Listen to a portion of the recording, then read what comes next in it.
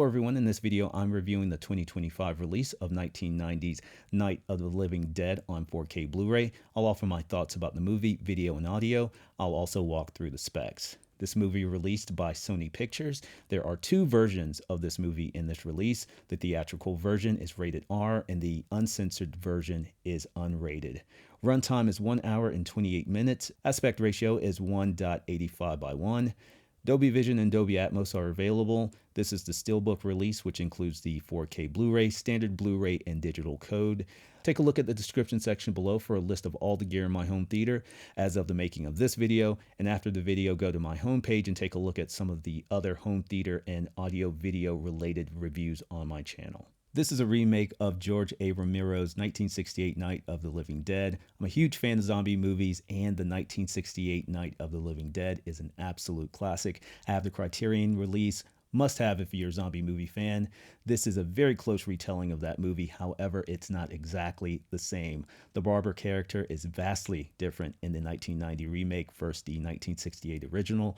She starts off much like the 1968 version of the character, but she changes very quickly as her situation worsens. She's not this fragile character that needs saving. She turns into this strong character that reads the situation she's in and responds in a way that gives her the best chance to survive.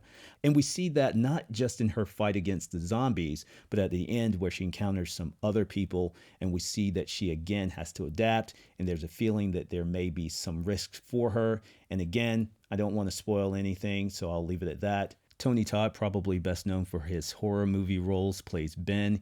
He is the co-lead in this movie. He delivers an excellent performance. Ben, the character, is great because he is so intense and complex and goes through a range of emotions and states. He is a particularly well-written character. I knew of this movie, but I had not seen it before. This was my first watch. I'm glad I saw the original first. I feel like it made me appreciate this modern retelling more. I liked the changes. They worked while remaining very true to the original. I did feel more tension in the original. It felt more confined, a bit more dire. I think that's because in this version, we have a stronger Barbara, and she and Ben were working together as a very capable team, whereas in the original, Ben is caring and protecting for her, along with trying to lead and survive. He's doing a lot of the heavy lifting himself. This version of Ben is still very protective of Barbara, but Barbara is much more capable in this version as the movie goes along, so a little less worry for her survival because she's much more of a fighter. This is a very good movie. I give it a 4.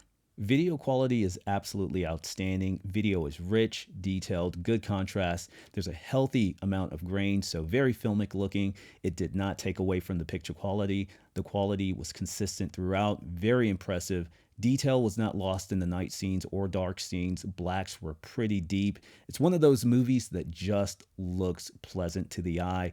Overall, it's a good looking movie. I give video quality a 4.5.